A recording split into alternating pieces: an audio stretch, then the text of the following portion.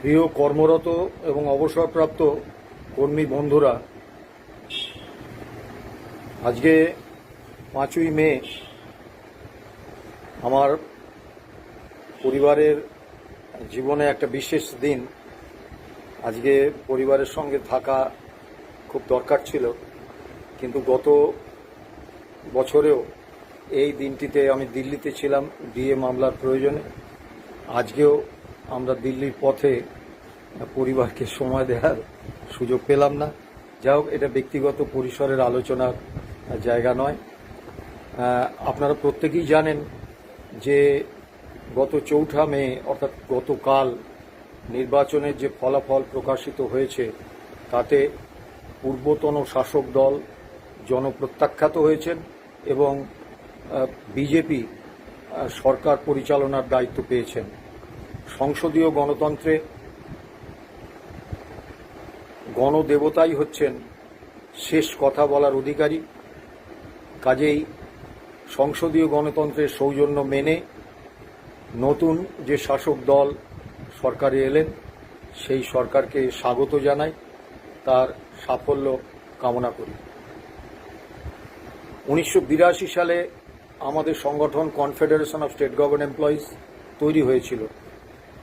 সেই সময়ে আমরা যে সিদ্ধান্ত নিয়েছিলাম সরকার এবং কর্মী সংগঠনের সম্পর্কের বিষয়ে, আজও সেই একই সিদ্ধান্ত আমাদের কার্যকর আছে। আমাদের সংগঠন confederation of state government employees দৃঢ়ভাবে বিশ্বাস করে সরকারে যে শাসক দলই আসুন না কেন, সরকার আদতে মালিক এবং রাজ্য কর্মীরা আদতে শ্রমিক। সরকার এবং রাজ্য কর্মীদের মধ্যে সম্পর্কটা মালিক শ্রমিকের। এখানে সরকারের র্যাশনাল বিহেভিয়ার বা যুক্তিসঙ্গত আচরণ হচ্ছে কম বেতন দিয়ে, কম মজুরি দিয়ে, কম সুযোগ সুবিধে দিয়ে বেশি সময় কাজ করিয়ে নেওয়া। আর কর্মী পক্ষের অর্থাৎ শ্রমিক পক্ষের র্যাশনাল বিহেভিয়ার হচ্ছে ঐক্যবদ্ধ কর্মী পক্ষ গড়ে তুলে সরকারের কর্মী বিদ্বেষী বা কর্মী স্বার্থ বিরোধী সিদ্ধান্ত এবং কর্মসূচির বিরুদ্ধে ঐক্যবদ্ধ লড়াই করা এবং সরকার বা মালিককে বাধ্য করা তাদের দাবি পূরণে। এবং আমাদের সংগঠন দৃঢ়ভাবে এটাও বিশ্বাস করে যে দীর্ঘ কয়েক দশক ধরে আমরা যে সারা ভারতের অন্যান্য রাজ্য এবং কেন্দ্রীয় সরকারি কর্মচারীদের তুলনায় অর্থনৈতিক এবং অধিকার এর প্রশ্নে যথেষ্ট নিচের অবস্থানে রয়েছি, তার কারণ হচ্ছে আমরা কখনোই ঐক্যবদ্ধ কর্মী পক্ষ হিসেবে নিজেদের সরকারের বিপরীতে তুলে ধরতে পারছি না। দুঃখের হলেও এটা সত্যি। আমরা চাকরি জীবনের শুরুতে শুনেছিলাম রাজ্য কোঅর্ডিনেশন কমিটির নেতাদের মুখে যে সেই সময় ফেডারেশন কংগ্রেস সরকারকে সমর্থন করত, অর্থাৎ 77 পূর্ববর্তী সময়। আবার 34 বছরের বাম শাসনে আমরা দেখেছি আমাদেরই মধ্যে একটা বিরাট অংশ স্বঘোষিত দায়বদ্ধতা নিয়ে নিয়েছিলেন বামফ্রন্টকে চোখের মণির মতো রক্ষা করার জন্য, এবং সেই স্বঘোষিত দায়বদ্ধতা হেতু 34 বছরে একটি দিনের জন্য আমরা all India consumer price index মেনে ডিএ পাইনি। যদিও পূর্বতন বাম সরকার রূপা 2009-এ all India consumer price index মেনে ডিএ পাওয়ার অধিকারটাকে স্বীকৃতি দিয়ে গিয়েছিলেন বলেই আমরা মামলা করতে পেরেছিলাম এবং মামলায় এই ঐতিহাসিক জয় আমরা আদায় করে আনতে পেরেছি। সে কারণে আমরা পূর্বতন সরকারকে নিশ্চয়ই বামফ্রন্ট সরকারকে কৃতজ্ঞতা জানাবো, অভিনন্দন জানাবো।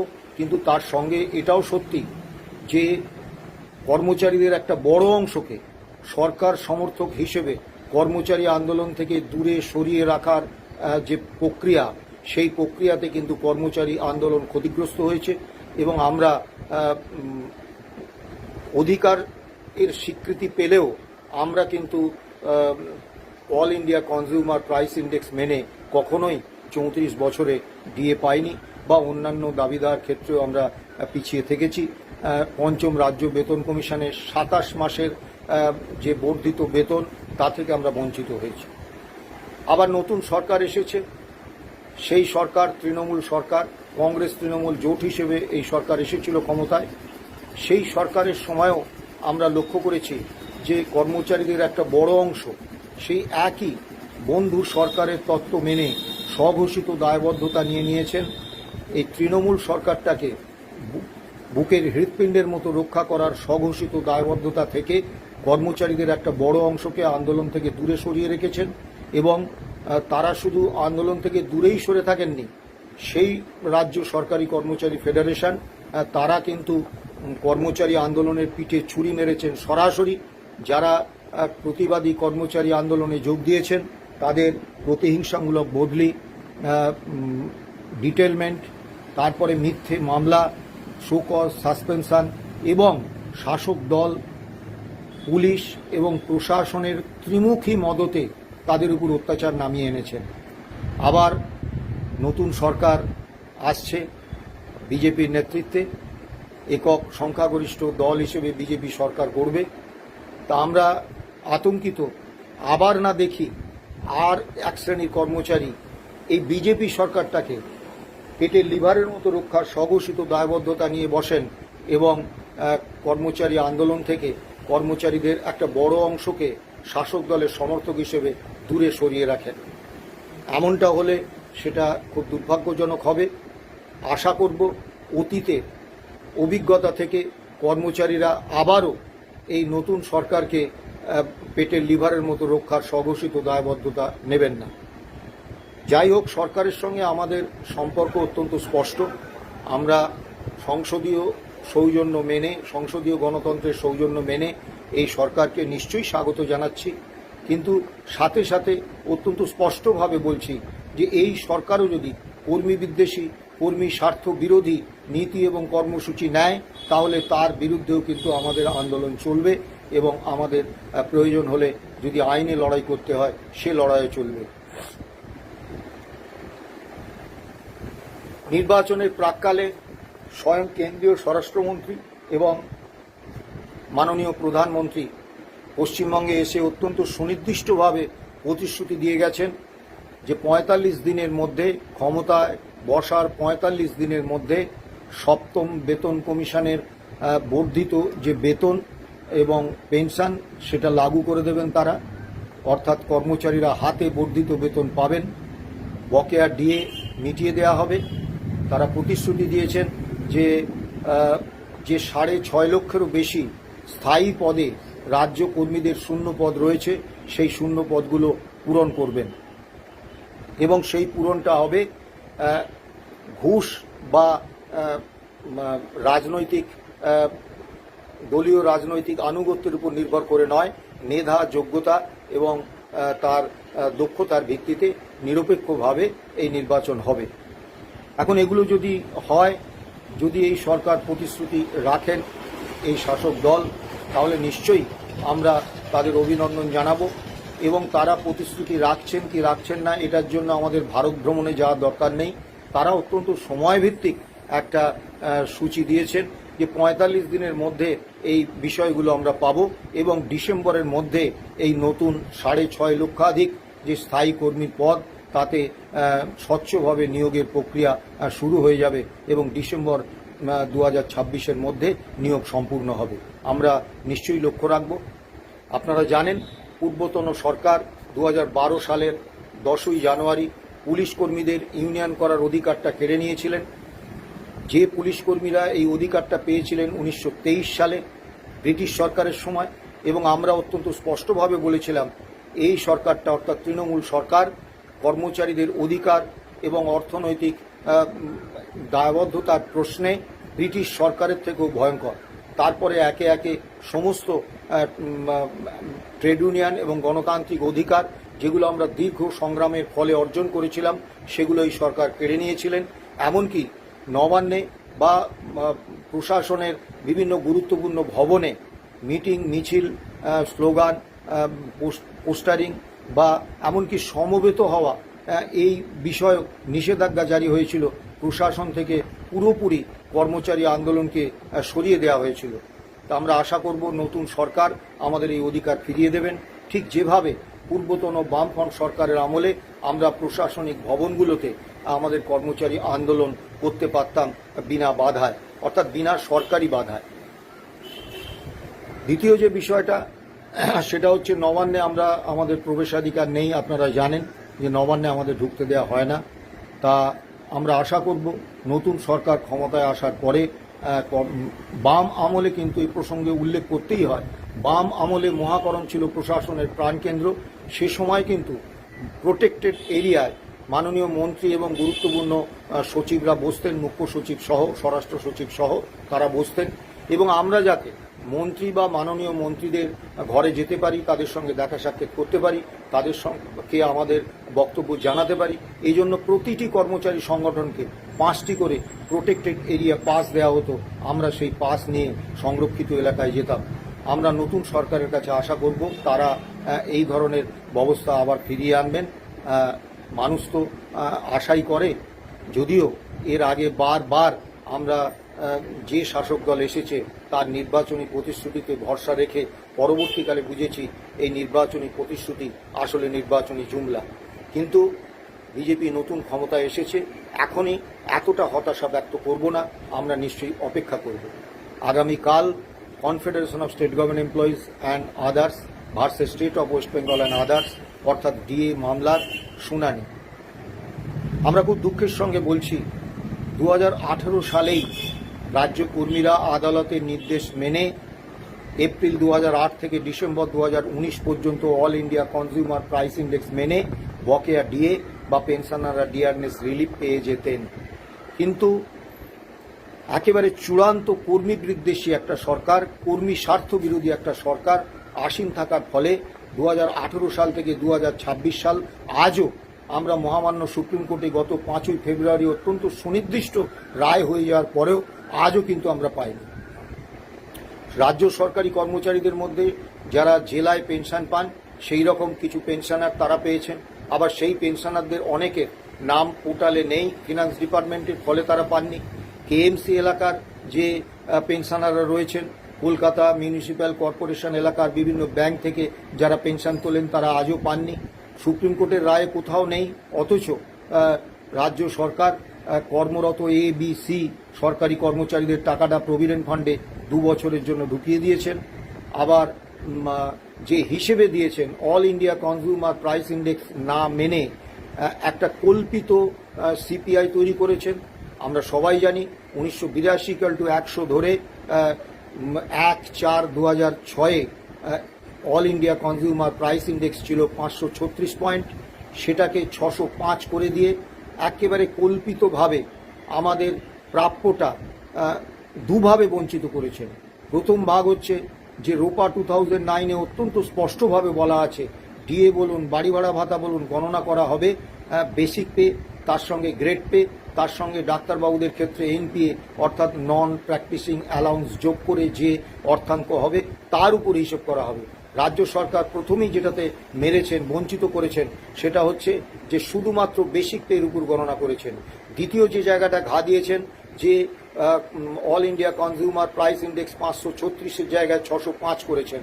এখন ডিনোমিনেটর অর্থাৎ একটা ভগ্নাংশের নিচের দিকে যেটা থাকে, লব এবং হরে যেটা থাকে, সেটা যত বাড়ে তত প্রাপ্যটা কমে। সেই হিসেবে 536 থেকে কল্পিতভাবে 605 করে দিয়ে আমাদের প্রাপ্যটা কমিয়েছেন। তারপরে all India consumer price index না মেনে তারা বলেছেন যে 2011 থেকে নাকি তারা নিজস্ব রাজ্যভিত্তিক সিপিআই তারা করেছেন, সেই সিপিআই এর ভিত্তিতে দিয়েছেন। ফলে আমাদের যা প্রাপ্য তার 43% আমরা পেয়েছি, 57% ওই তৃণমূল সরকারকে কাট মানি হিসেবে আমাদের দিয়ে দিতে হয়েছে। অন্যান্য রাজ্যকর্মী অর্থাৎ যারা গ্র্যান্ট ইন এডে বেতন পান তাদের কেউ এখনো পর্যন্ত 1 পয়সা পাননি। তাদের জন্য একাধিক প্রশাসনিক অর্ডার হয়েছে, কিন্তু সেই সব অর্ডারের কোথাও সুপ্রিম কোর্টের রায় মেনে এই অর্ডার হচ্ছে এরকমটা বলা নেই। অর্থাৎ অত্যন্ত স্পষ্টভাবে আমরা বলতে চাই যে মহামান্য সুপ্রিম কোর্টে গত 5ই ফেব্রুয়ারি 2026 ঐতিহাসিক রায় দিলেও রাজ্য সরকার, পূর্বতন রাজ্য সরকার তার কর্মী বিদ্বেষ এবং কর্মী স্বার্থ বিরোধী মানসিকতার কারণে সেই রায় মানেননি। এবং আমরা কিন্তু আমাদের সুপ্রিম কোর্ট নির্দেশিত যে প্রাপ্য সেটা পাইনি এবং একটা বিভাজন তৈরি করে দেওয়া হয়েছে। এক বিভাজন হচ্ছে কর্মরত কর্মচারীরা তাদের টাকাটা ABC গ্রুপে প্রভিডেন্ট ফান্ডে ঢুকিয়ে দেওয়া হয়েছে একটা বিভাজন। দ্বিতীয় বিভাজন সরকারি কর্মচারীদের একটা অংশকে দেওয়া হয়েছে, আর একটা অংশ এখনো পাননি, অর্থাৎ KMC এলাকার যারা পেনশনার তারা পাননি। আবার অন্যান্য রাজ্যকর্মী, বোর্ড, কর্পোরেশন, পঞ্চায়েত, পুরসভা, শিক্ষক, শিক্ষাকর্মী তাদেরকেও তাদের প্রাপ্যটা এখনো পর্যন্ত দেওয়া হয়নি। তা ইন্দু মালহোত্রার কমিটি তৈরি করে দিয়েছিলেন মহামান্য সুপ্রিম কোর্ট। তা মহামান্য ইন্দু মালহোত্রার কমিটি 8টি বৈঠক করেছেন সরকারের সঙ্গে এবং সরকারের সঙ্গে বৈঠক করে ইন্দু মালহোত্রার কমিটির অনুমোদনেই এই 2 বছরের জন্য প্রভিডেন্ট ফান্ডে কর্মচারীদের টাকাটা ঢুকিয়ে দেওয়া হয়েছে। আমরা ইন্দু মালহোত্রার কমিটি এই 8টি বৈঠকে কিন্তু কর্মী সংগঠনের কাউকে ডাকেননি। মামলায় 4টি পক্ষ, মূলত 4টি পক্ষ। একটি হচ্ছেন পিটিশনার রাজ্য সরকার, বাকি 3টি পক্ষ হচ্ছে মূল মামলাকারী সংগঠন respondent number 1 confederation of state government employees. 2 নম্বর হচ্ছে মামলায় প্রথম দিন থেকে যুক্ত সংগঠন রেসপন্ডেন্ট নাম্বার 2 ইউনিটি ফোরাম এবং মামলায় 2022 সালে 13ই এপ্রিল যুক্ত হয়েছেন যারা সেই কর্মচারী পরিষদ রেসপন্ডেন্ট নাম্বার 3। দুর্ভাগ্যের বিষয় এই 8টি বৈঠকে এই 3 রেসপন্ডেন্টের কাউকে না ডেকে ইন্দু মালহোত্রার কমিটি শুধুমাত্র রাজ্য সরকারের সঙ্গে আলোচনা করে এই সুপ্রিম কোর্টের রায় রূপায়ণ করাটা এতটা জটিল এবং বিভ্রান্তিকর করে তুলেছেন যে আমরা চূড়ান্ত আতঙ্কিত। তা মহামান্য সুপ্রিম কোর্টের নির্দেশে গত 24শে এপ্রিল, গত 27শে এপ্রিল এবং গত 1 মে আমাদের এই 3 রেসপন্ডেন্টের সঙ্গে ইন্দু মালহোত্রা কমিটির বৈঠকের কথা ছিল। 24শে এপ্রিলের বৈঠকটি শেষ মুহূর্তে বাতিল হয়ে যায়, 1 মের বৈঠকটিও বাতিল হয়ে গেছে।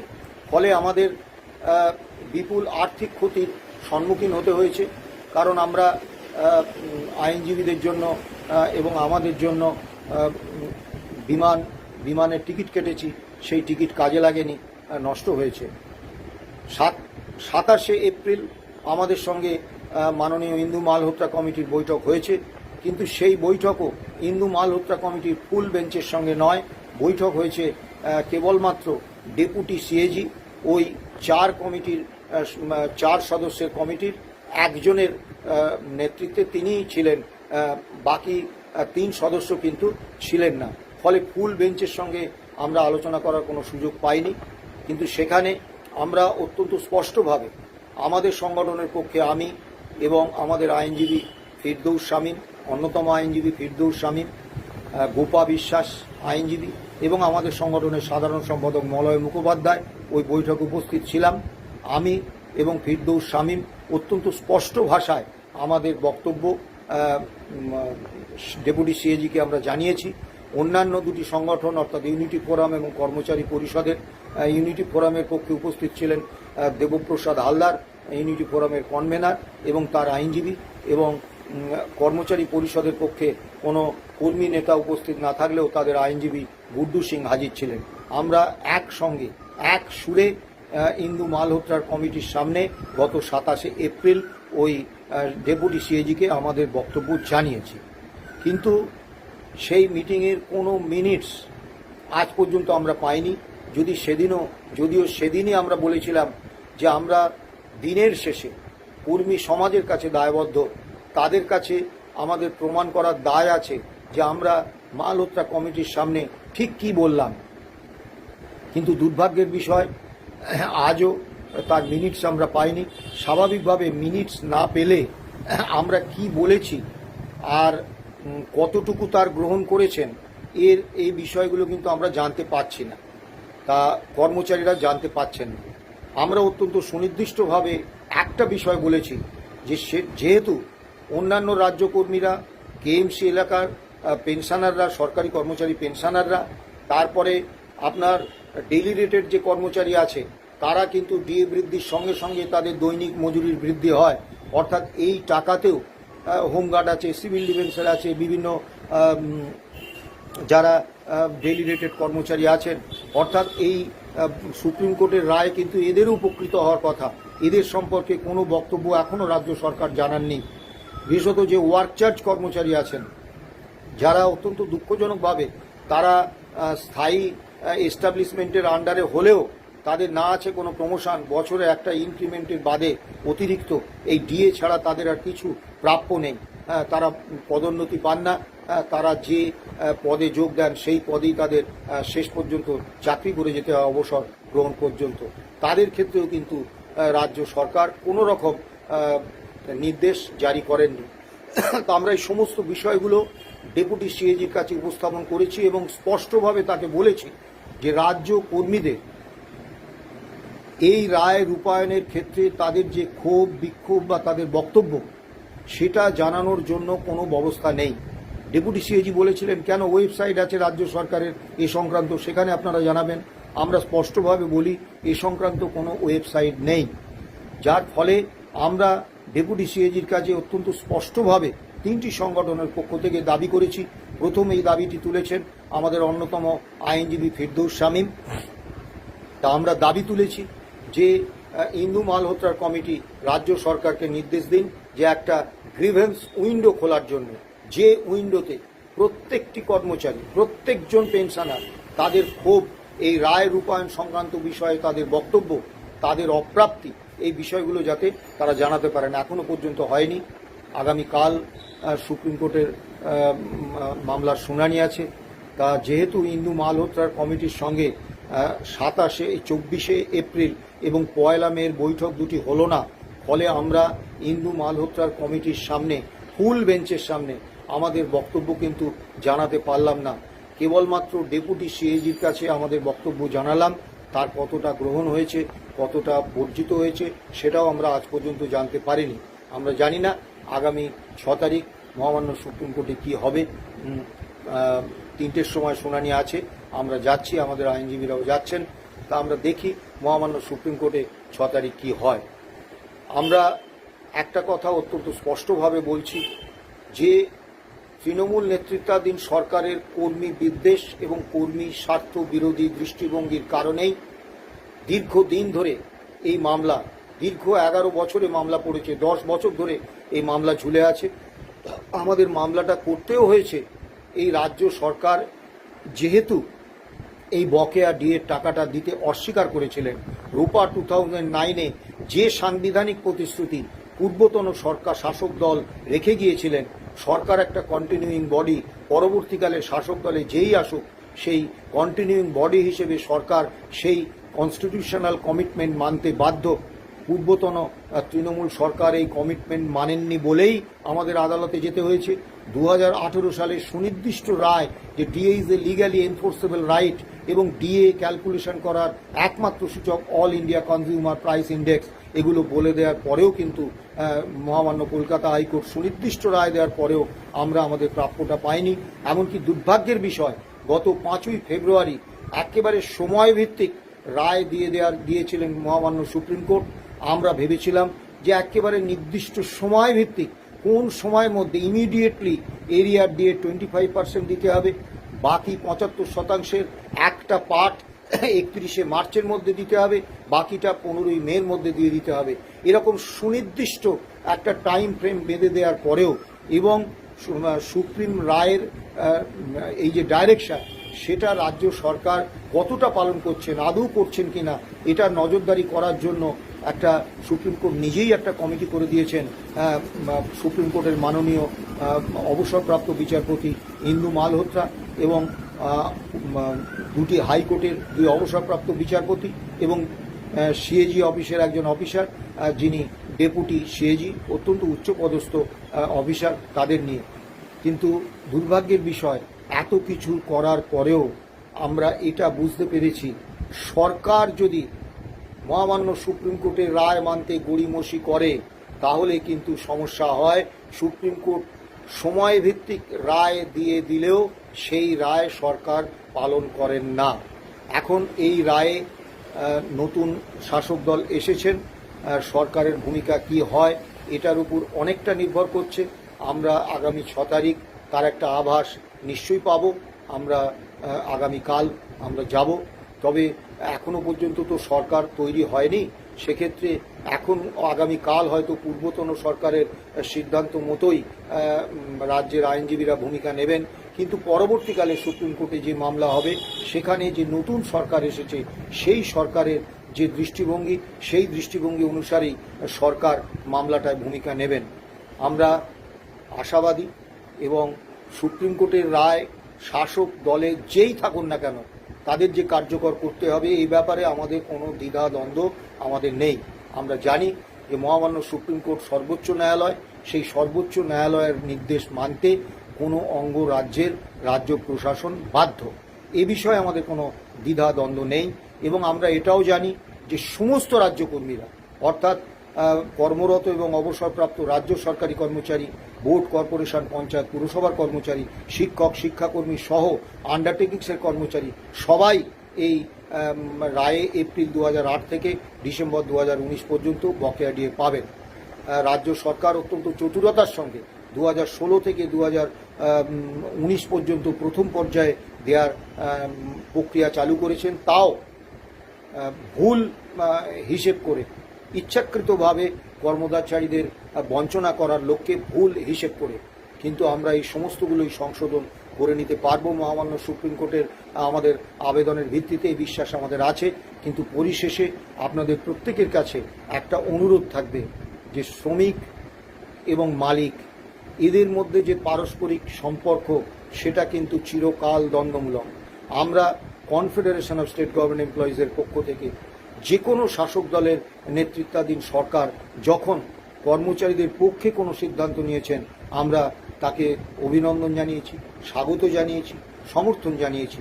যেমন এই মুহূর্তে সারা ভারতবর্ষে 6টি রাজ্য সরকার বাদে সমস্ত রাজ্য সরকারি এবং কেন্দ্রীয় সরকারি কর্মচারীদের কাছে সবথেকে বড় সমস্যা হচ্ছে যে পুরাতন পেনশন স্কিম বাতিল করে নতুন পেনশন স্কিমে তাদের পেনশন দেয়া। পুরাতন পেনশন স্কিমে আমরা একটা নির্দিষ্ট পরিমাণ অর্থাঙ্কের পেনশন অবসরকালের পরে আমরা পেতাম, আমাদের মধ্যে কোনো অনিশ্চয়তা থাকতো না। কিন্তু নতুন পেনশন স্কিমে পেনশন ফান্ডের টাকাটা খাটানো হচ্ছে শেয়ার বাজারের ওঠা পড়ার উপর ভিত্তি করে, শেয়ার বাজারের অনিশ্চয়তার উপর ভিত্তি করে আমাদের পেনশনটা ঠিক হবে। তা আমরা এর আগেও পূর্বতন বামফ্রন্ট সরকারকে ধন্যবাদ জানিয়েছিলাম, অভিনন্দন জানিয়েছিলাম যে তারা পুরানো যে পেনশন স্কিম সেটা বজায় রেখেছিলেন।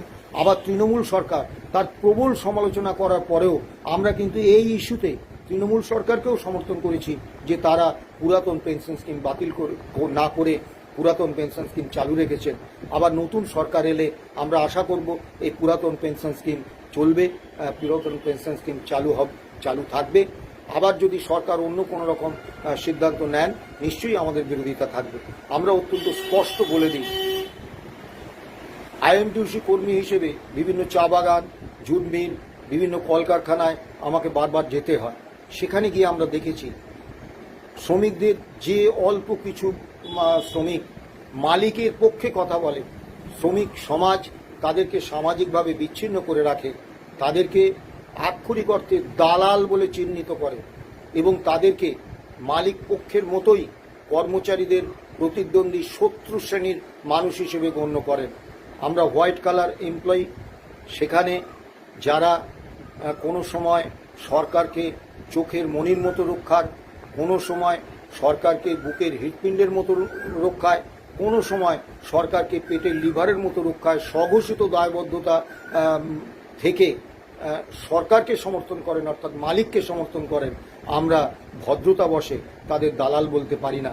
কিন্তু বাস্তব হচ্ছে তারা শুধু দালাল নয়, তারা কর্মী আন্দোলনের শত্রু এবং কর্মচারী আন্দোলনকে ঐক্যবদ্ধ কর্মী পক্ষ হিসেবে সরকারের সামনে যে আমরা উপস্থাপিত করতে পারি না, তার এক এবং একমাত্র কারণ যে সরকারি কর্মচারী রাজ্য কর্মীদের একটা বড় অংশ তাদের সুবিধাবাদী মানসিকতা, সবসময় শাসক দলের সঙ্গে থাকব, অন্যেরা আন্দোলন করে ত্যাগ স্বীকার করে মামলা খেয়ে সাসপেন্ড হয়ে বিভিন্ন জায়গায় ডিটেলমেন্ট বা প্রতিহিংসামূলক বদলির শিকার হয়ে তারা দাবি আদায় করে আনবে, আমরা সেই সুফল ভোগ করব। এই মানসিকতা থেকে কর্মচারীদের বেরিয়ে আসতে হবে। আপনারা ব্যক্তি নাগরিক হিসেবে যে কোনো রাজনৈতিক দলকে সমর্থন করতে পারেন, আমার কোনো বলার কিছু নেই, বলার অধিকারও নেই, এখতিয়ারও নেই, কিন্তু পেশার স্বার্থে পেশার জায়গায় এসে আপনারা দয়া করে ঐক্যবদ্ধ কর্মী পক্ষ হিসেবে সরকারের কাছে আপনার দাবিটা উপস্থাপিত করুন। ভালো থাকবেন, সুস্থ থাকবেন। আশা করছি আগামীকাল সুপ্রিম কোর্টে কর্মচারীদের পক্ষে কিছু সিদ্ধান্ত হবে।